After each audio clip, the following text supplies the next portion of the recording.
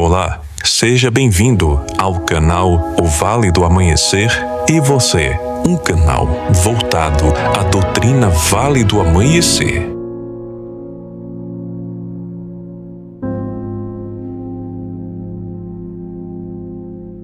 A noivinha desencarnada.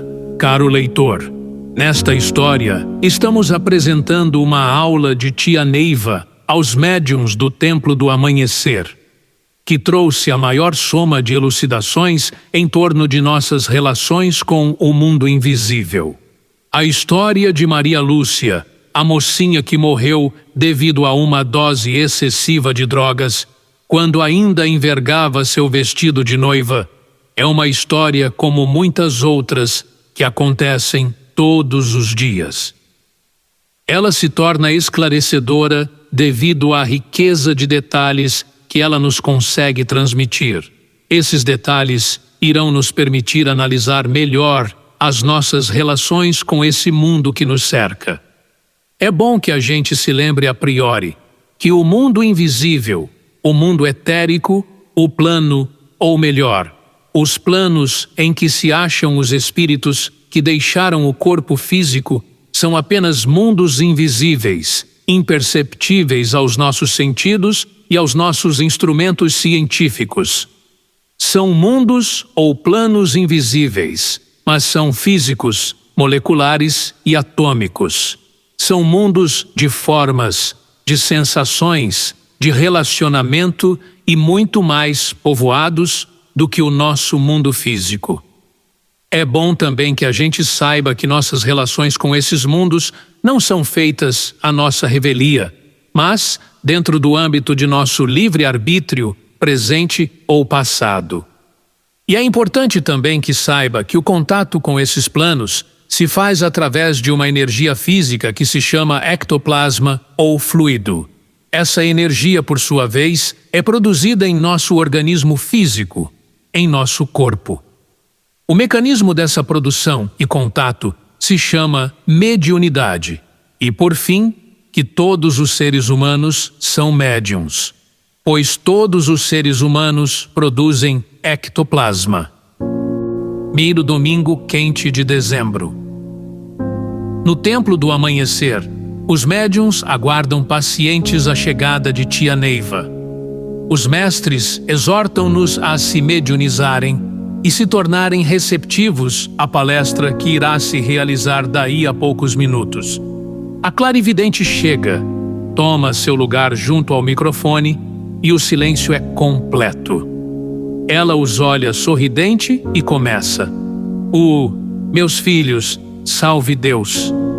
Eu nem bem acabara de contar a vocês a história do sargento recém-desencarnado quando ouvi uma voz chorosa que me chamava no plano invisível. Olhei e deparei com uma jovem vestida de noiva que segurava seu buquezinho de flores com ar humilde e constrangido. Senti que meu coração apertava e solícita. Indaguei o que ela queria de mim.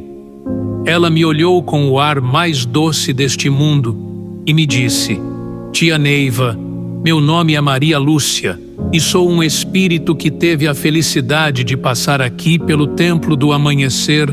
Depois de ter sofrido muito, apresento-me com o meu vestido de noiva, porque foi assim que desencarnei. Ouvi a senhora contando a história do sargento para seus médiuns e gostaria muito de contar também a minha vida para a senhora e os médiuns do Vale. Olhei para a mãe Yara e ela fez sinal de que consentia.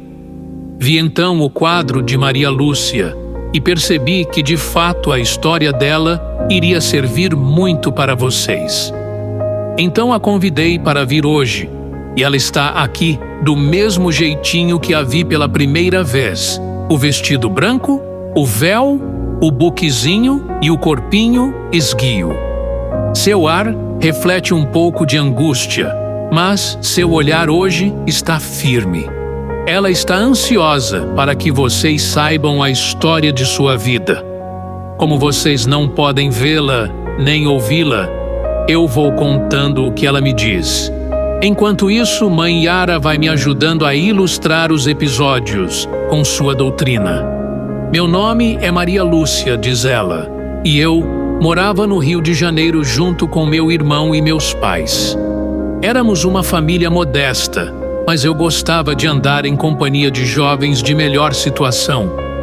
Com isso eu fazia meus pais sofrerem muito, pois vivia exigindo coisas que eles não tinham condições de me proporcionar. Se não conseguia o que queria, saía de casa zangada e pousava fora, em casa de pessoas que às vezes mal conhecia. Sempre que eles se cansavam desse jogo e deixavam de fazer os meus gostos, meu lar virava um campo de batalha. Eles me proibiam de sair por algum tempo e barravam os meus amigos de entrar em casa.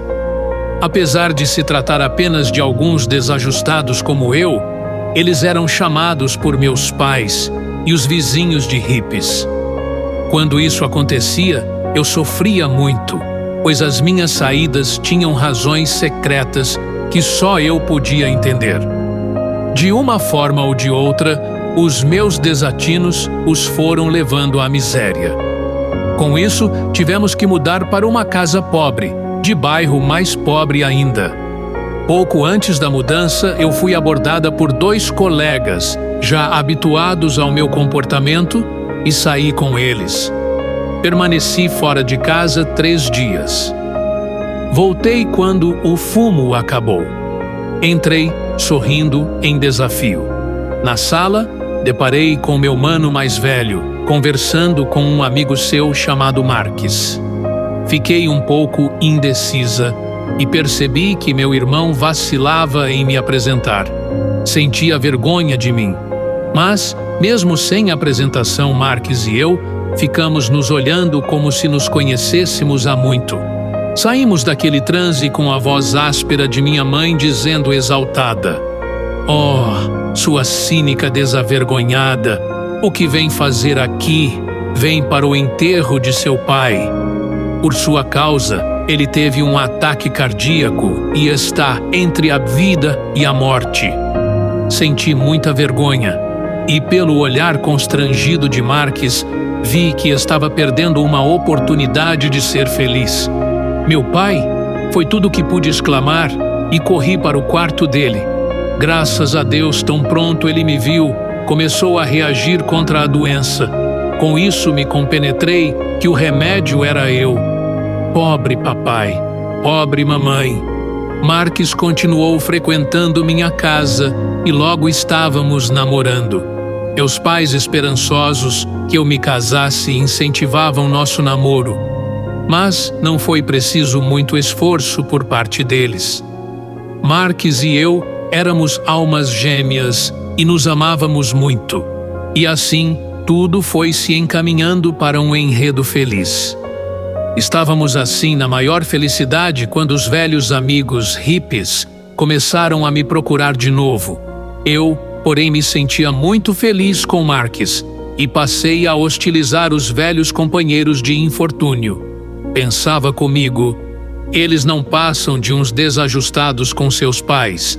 Eu, porém, tenho pais compreensivos e não preciso deles. Com tudo isso, eu me sentia inquieta, não tinha paz. No íntimo, eu sabia que meu passado ainda iria me destruir, apesar da atitude que estava tomando. Como que adivinhando minhas preocupações, Marques sempre me dizia: "O dia que você firmar o papo com esses caras, eu sumo da sua vida." Com isso, minha paz diminuía dia a dia. Poucos dias antes da data do meu casamento, eles intensificaram o assédio.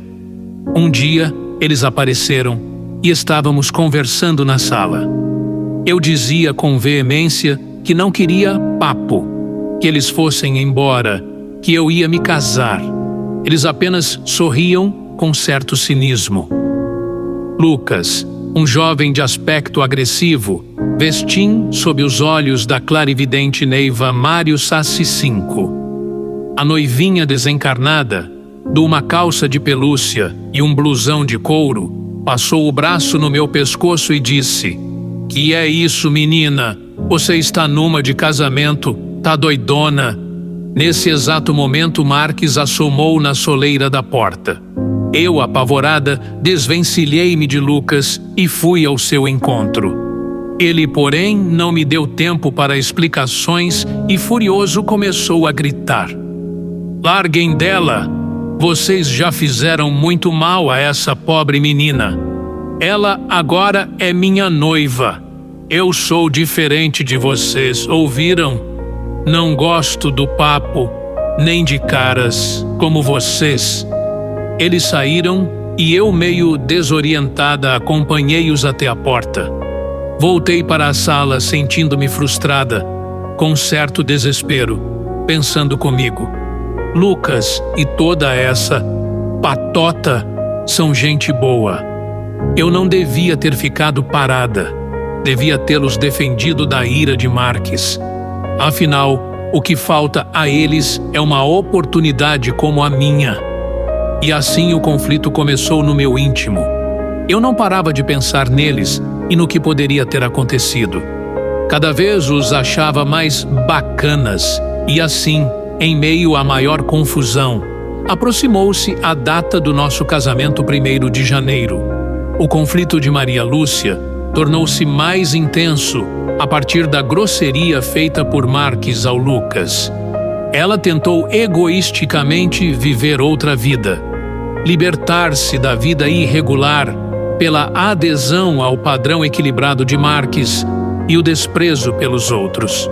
Entretanto, essa lógica é apenas aparente. As coisas de que ela queria se livrar existiam dentro dela e os antigos companheiros eram apenas os circunstantes. Não existe libertação enquanto a pessoa não esclarece os porquês, não enfrente com coragem os próprios defeitos e principalmente não os esconda de si mesma. Ao fazer isso, é perfeitamente natural que haja quedas e recomeços, mas é preciso demolir os alicerces, pois, como diz Pai Seta Branca numa de suas mensagens, o homem não constrói sobre os seus próprios escombros. Um dia eu estava na rua procurando encontrar o meu enxoval, quando topei com a patota. Procurei mostrar-me cordial. Expliquei o que estava fazendo e que iria me casar em poucos dias. Eles, porém, me deram uma grande vaia e disseram que não faltariam ao meu casamento.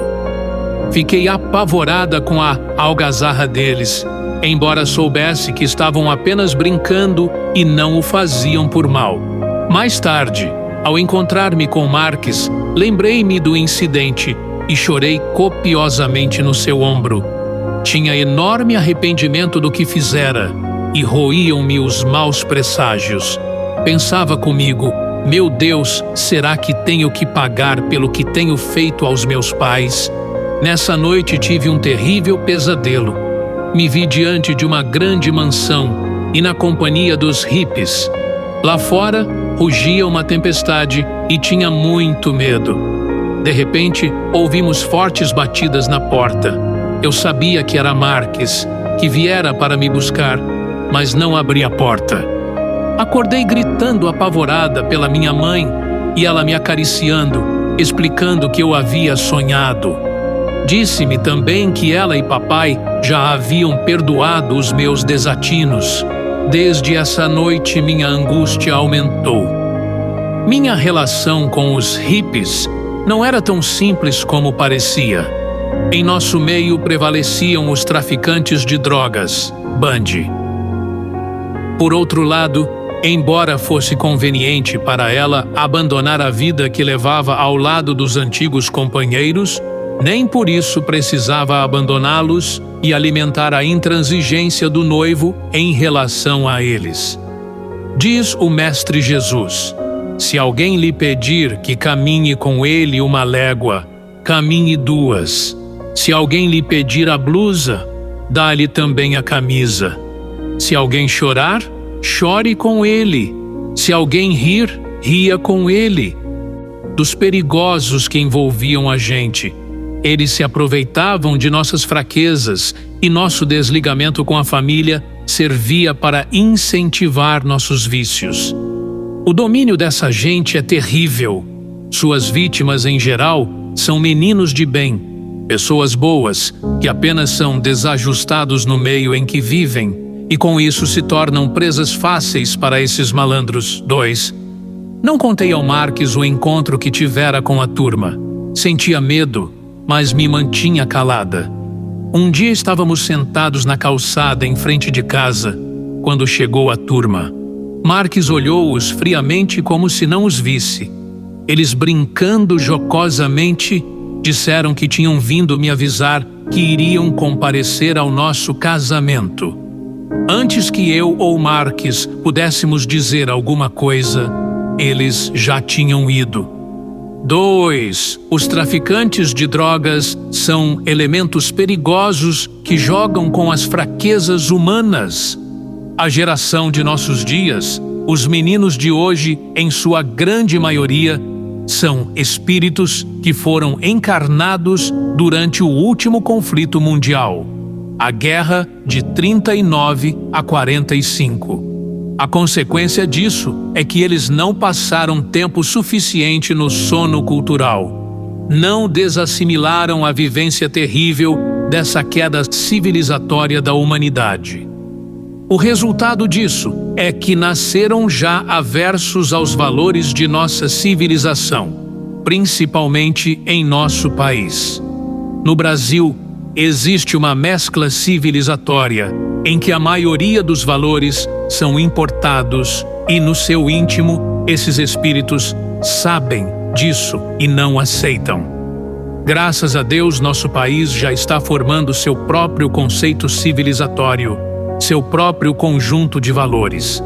Mas enquanto isso não acontece em sua totalidade, é preciso ter muita paciência e tolerância com as novas gerações.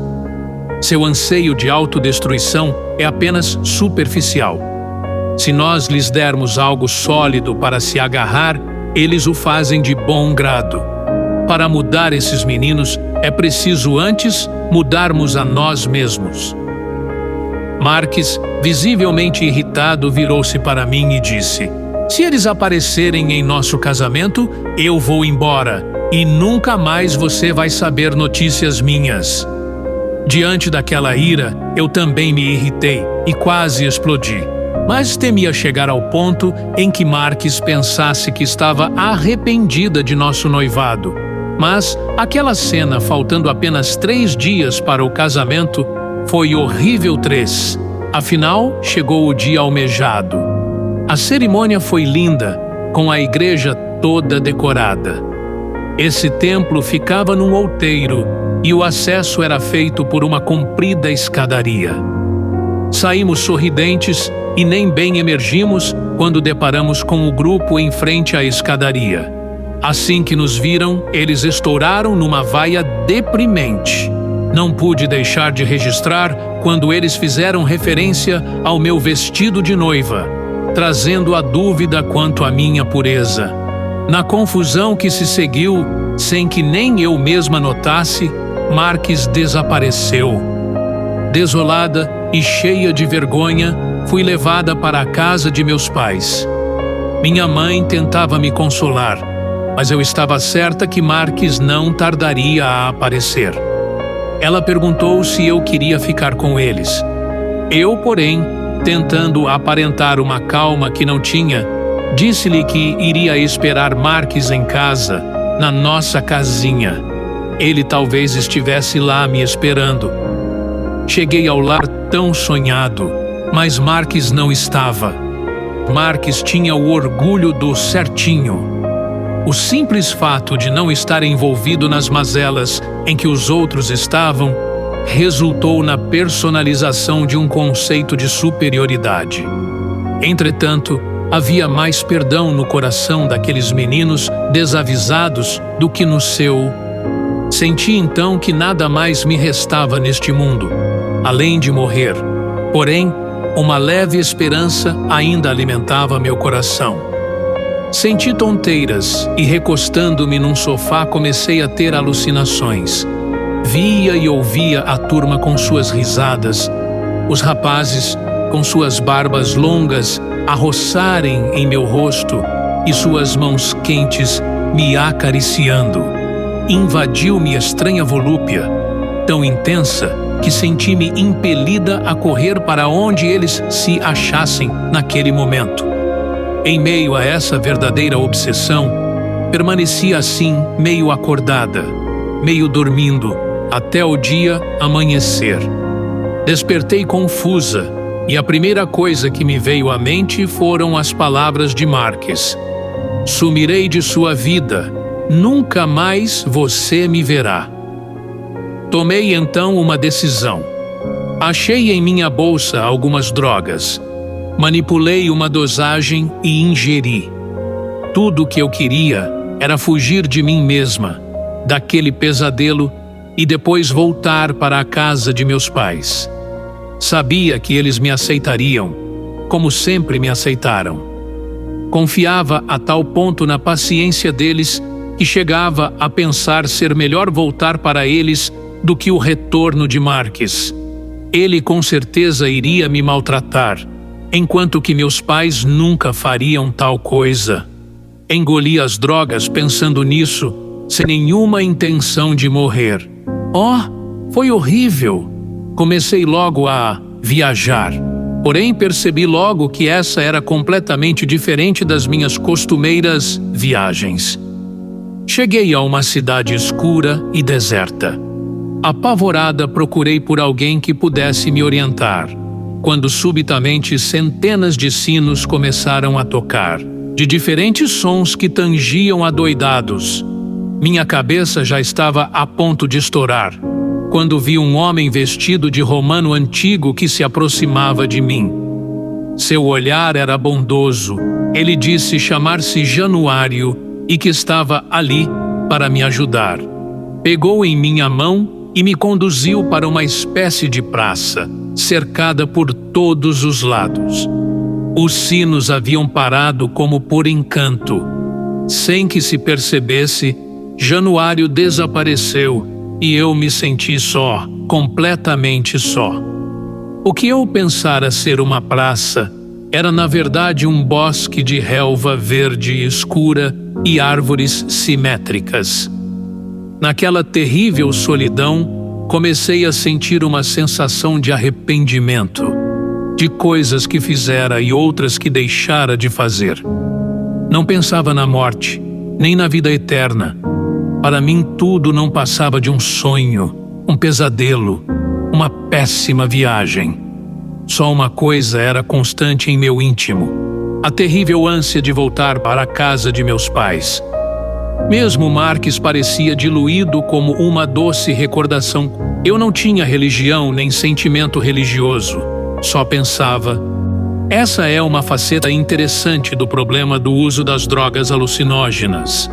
Misturado o problema com a mística e buscando-se informações duvidosas no passado iniciático da humanidade, criou-se o problema das viagens, resultante talvez da vontade de libertação dos espíritos da penosa situação de encarnados. Na verdade, o espírito encarnado sempre viajou por processos naturais que nunca contrariaram as leis universais. Um desses processos é o sono natural, biológico. Outra forma de viajar é através dos processos mediúnicos, nos quais a gente pode distinguir com os devidos cuidados o transporte e o desdobramento. Tais práticas, porém, são difíceis e exigem condições mediúnicas especiais. Naturalmente, exigem variações nesses métodos, porém nunca estão afastados da ideia de excepcionalidade. Não são coisas feitas comumente por qualquer pessoa. Em voltar e enfrentar as minhas dificuldades e ficar à mercê de meu destino. Saí de meu transe, com o som de uma voz que parecia sair do ar e me cercava de todos os lados. A voz era firme e máscula, mas tinha também um tom melodioso. Dizia ela: preparem-se para voltar para a terra. Cuidem de controlar suas vibrações, pois não foi normal o que lhes aconte. Nada disso existe nas viagens feitas com auxílio de drogas. Nelas há apenas a alucinação da mente concreta, do sistema cerebral, e na qual a memória desempenha o maior papel. O espírito não vai a lugar algum, mas a mente mergulha nos seus escaninhos complexos, desgovernada pelo desequilíbrio que a droga provoca no sistema enzimático. Por um raciocínio lógico, sempre que a mente entra em desequilíbrio, o espírito, ao contrário do que possa parecer, não se afasta do conjunto corpo-alma, para que não se percam. É como um motorista cujo carro se descontrola na estrada. Seu motorista faz tudo o que estiver ao seu alcance para retomar o controle. Agora, se o carro vai mesmo bater e o motorista puder saltar, ele o faz mesmo. Muitos desencarnes prematuros se devem ao uso de drogas. Antes que o espírito corra o risco de se perder, ele abandona o corpo. Assim procedendo, o prejuízo tem possibilidades de ser menor. O problema, porém, não termina com a morte física. O sistema nervoso desencarna, isto é, desliga-se do corpo físico, deixando junto com esse corpo as fibras e outras composições celulares do sistema. Com a morte do corpo desaparece a distribuição nervosa alimentadora dos sentidos. Mas a parte do sistema que segue com o espírito vão alimentar os processos sensoriais no plano para onde o espírito segue. Um espírito desencarnado, enquanto não chega à realização plena junto a Deus, continua possuindo uma alma, uma psique, em torno da qual se forma um corpo etérico.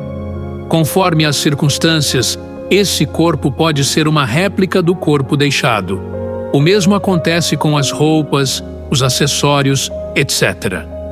Essa é a razão pela qual nossa noivinha teve que passar por aqueles trâmites terapêuticos, uma espécie de psicoterapia sideral. Os sinos que ela ouvia eram formas de sacudir a sua mente e trazê-la ao equilíbrio. O mesmo aconteceu quando Januário sugeriu que ela interviesse na briga do céu. Neste momento, vocês se acham na mansão dos toxicômanos. Essa passagem que vocês fizeram deveria ser feita somente daqui a de alguns anos, talvez uns 20 ou 30 anos. É por isso que vocês não são espíritos normais, porque desencarnaram antes do tempo.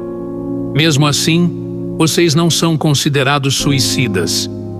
São apenas espíritos que desencarnaram antes do tempo previsto. É por isso também que sentem essa atração irresistível pela Terra para seus ambientes costumeiros. E para a Terra vocês terão que ir. Preparem-se para viajar para a Terra. Senti certo alívio quando percebi que ele se dirigia a outros além de mim. E também notei quando ele nos chamava de espíritos. Sem dúvida havia outros iguais a mim. A partir daí perdi a noção de tempo e de espaço. Meus estados se alternavam entre angústia, saudades, esperanças e desesperos. Mas não conseguia ver ninguém, embora a voz continuasse a falar. As palavras eram sempre diferentes, mas o sentido era o mesmo. Subitamente percebi que havia mudado de ambiente. Sem que eu soubesse, eu me movera. O lugar onde me achava agora era uma grande plataforma, uma espécie de rodoviária cheia de luzes opacas, de um lilás que variava em tonalidade. Às vezes, as luzes chegavam a parecer roxas, outras quase brancas. Encontrei novamente Januário e me senti mais segura. Como fizera da primeira vez que me vira, ele tomou a minha mão e me encaminhou para um edifício enorme. Lá havia muitas pessoas em atitude de espera de condução.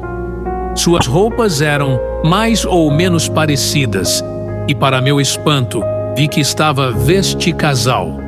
O choque de sua participação contribuiu para a volta a certa sobriedade da sua razão. Da de noiva, com buquê e grinalda, do jeitinho que casara. Nisso ouvi soluços bem perto de mim. Olhei em torno, mas não vi ninguém com aparência de estar chorando. Olhei interrogativamente para Januário e ele deu a entender que também estava ouvindo. "É a sua mãe que chora", disse ele. "Minha mãe? E onde é que ela está que não a vejo?" "Você não a vê nem entende, como não entendeu os belos sermões que têm sido feitos até agora." "Sermões? Não estou ouvindo coisa alguma." "Você não ouve porque suas células nervosas foram danificadas pelas drogas que ingeriu. Também as pílulas anticoncepcionais produziram danos no seu sistema nervoso." "Meu Deus", disse eu, "e agora o que faço?" "Não se preocupe, minha filha, logo você terá a oportunidade de acertar seus desajustes.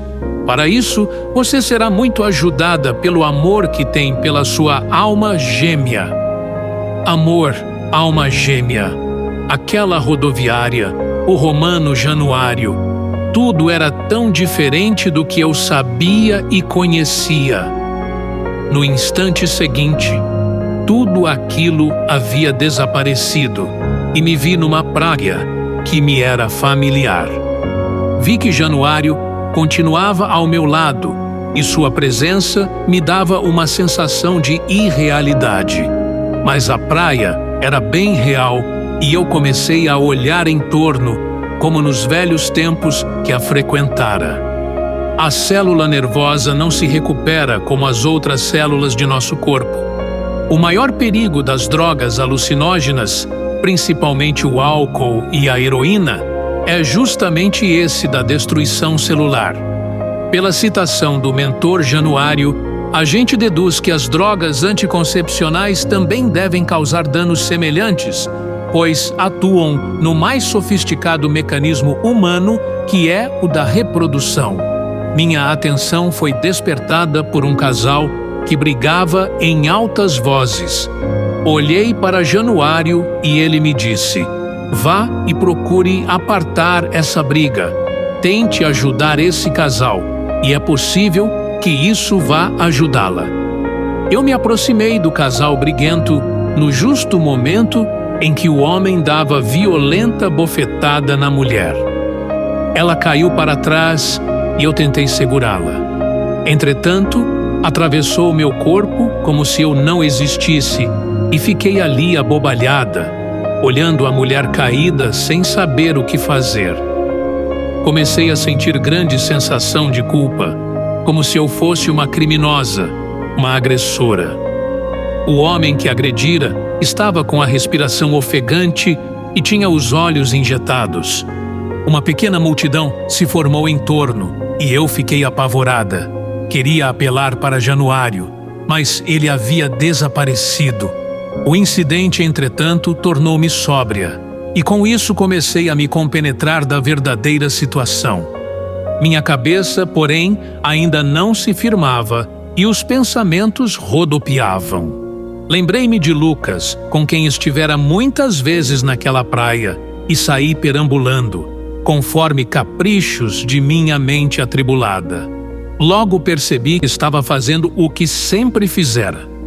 Na hora da angústia, eu corria para junto de meus pais. Senti então certa lucidez, uma certeza no coração. Sim, voltava para a casa que sempre me acolheu, apesar de meus desatinos. Só meus pais tinham paciência comigo. Apressei o passo e em pouco tempo estava em casa. A primeira coisa que ouvi foram as palavras de minha mãe que dizia: "Foi melhor assim. Minha filha não podia ser feliz. Ela nunca deixou de tomar aquelas drogas terríveis." Gritei então com todas as minhas forças: "Estou aqui, não vou sair mais, não tomo mais drogas." Mas foi em vão, ela não me ouvia. Permaneci ali durante 3 longos anos. Acompanhava meus pais a todos os lugares onde iam. Sentava na mesa com eles. Entrava nas conduções e ficava magoada quando não sobrava lugar para mim. Às vezes meus pais baixavam até o meu plano, em seus transportes enquanto dormiam. Embora com certa dificuldade eu conversava com eles. Foi assim que soube que Marques havia se casado e que estava muito feliz. Mesmo assim, sofri muito com isso. A situação de um espírito depois do desencarne varia conforme a vida que viveu. Num desencarne chamado com as devidas reservas de normal, o espírito passa pelas exigências de seu estado e depois toma uma decisão, conforme o grau de livre-arbítrio que conserva nesse período traumático. Dentre os vários caminhos escolhidos, ele pode ficar na Terra, numa espécie de parasitismo dos encarnados. No caso da noivinha, dado seu desencarne prematuro, ela teve que permanecer 3 anos junto aos pais. Essa situação foi muito dolorosa para Maria Lúcia. Embora ela estivesse na Terra, na casa dos pais, ela pertencia a outro plano, inferior ao dos genitores. Em seu plano ela ouvia, mas não via. O espírito desencarnado não tem o sistema sensorial do encarnado. Ele não vê a luz do sol, e na verdade nem a luz de fogo ou elétrica.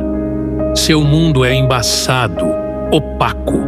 Os mentores permitiram a presença de Maria Lúcia junto aos pais, porque o amor que eles tinham e a paciência possibilitava a evolução dela. Mas depois de 3 anos, ela já estava começando a ser nociva para eles, e o que era pior, ela já não estava resistindo às investidas dos bandidos do espaço. Esses são espíritos também chamados de caçadores, que servem os Exus. Saem à busca de espíritos errantes e os escravizam, obrigando-os a participar das suas vidas negativas.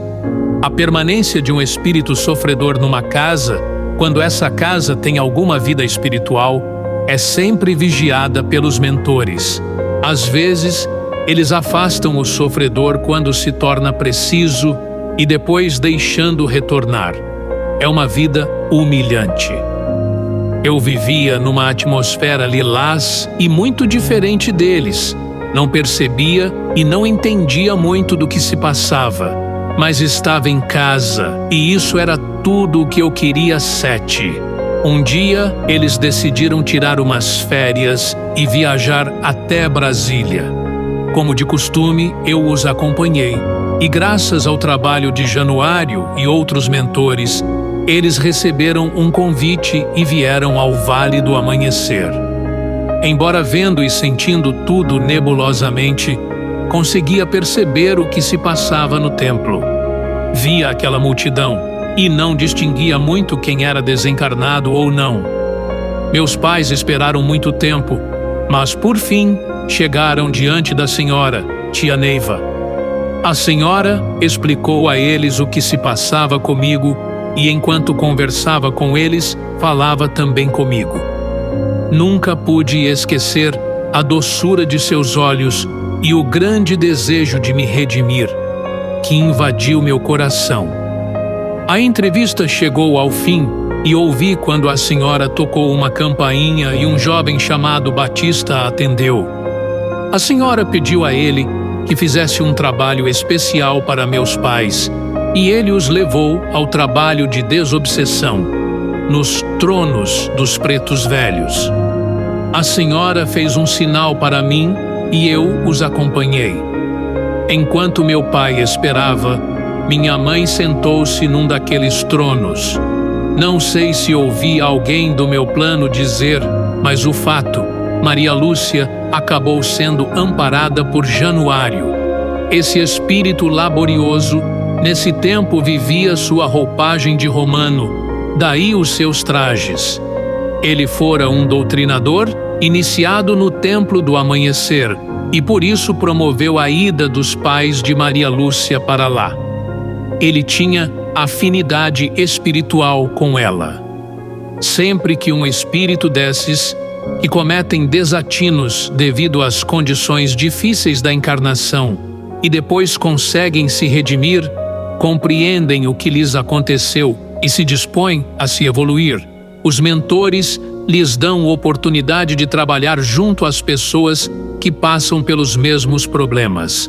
Com isso, eles conseguem os bônus horas necessários. É que fiquei sabendo que o nome dos médiuns eram Valdec, o doutrinador, e Flausíria, a Apará. Senti-me atraída pela doutrina que estava sendo feita e uma sensação diferente invadiu-me toda. Senti que flutuava e vi que estava sendo carregada numa espécie de lençol alvo, que mais parecia um colchão de nuvens. As últimas palavras que ouvi foram do Valdec fazendo minha entrega aos mentores. Senti que me desintegrava num plano e me reintegrava noutro. Passara pelo portal de desintegração e já estava em outro plano. Despertei num mundo diferente, iluminado por luzes opacas e de cores variáveis. Fui então levada para o sono cultural, uma espécie de sonoterapia de desassimilação. Despertei sem saber quanto tempo havia passado. Ao meu lado estava Januário com sua roupa romana antiga. Ele sorriu e a primeira coisa que fez foi convidar-me a visitar os meus pais no plano da terra. Encontrei-os vivendo felizes e, embora um pouco tristes, a memória da filha desencarnada já não era tão penosa. Eles agora sabiam da verdade e que eu estava em boas mãos. A visita ao Vale do Amanhecer modificara sua sintonia e sua maneira de ver a vida. Agora, tia Neiva, eu voltei aqui porque dentro de pouco tempo vou estar em condições de ajudar os jovens que sofrem os desatinos que eu sofri. Quero ajudar os meus companheiros de desdita. Farei tudo para que eles também possam encontrar suas almas gêmeas e aprendam a amar. Peço, tia, que transmita aos seus médiuns, como explicamos acima, o plano de Maria Lúcia era inferior ao dos pais. Plano, nesse caso, significa o grau evolutivo. Às vezes os pais, tocados pela saudade, procuravam por ela enquanto dormiam, e para isso tinham que descer até o plano dela. A perdoar seus filhos e serem pacientes com eles, como fizeram os meus pais comigo. Se não fosse o amor e a tolerância deles, eu não estaria aqui agora. É preciso que seus filhos não sintam medo nunca. Se eu não tivesse tido certeza do perdão dos meus pais, nunca teria voltado para casa. Teria sido vítima dos bandidos do espaço, ou talvez tivesse me tornado obsessora dos meus antigos companheiros. Salve Deus, tia, e recomende aos seus médiuns para que contem a minha história para todos que puderem. Agradeça aos 2 médiuns que me atenderam com tanta generosidade. Salve Deus! Com carinho, a Mãe em Cristo.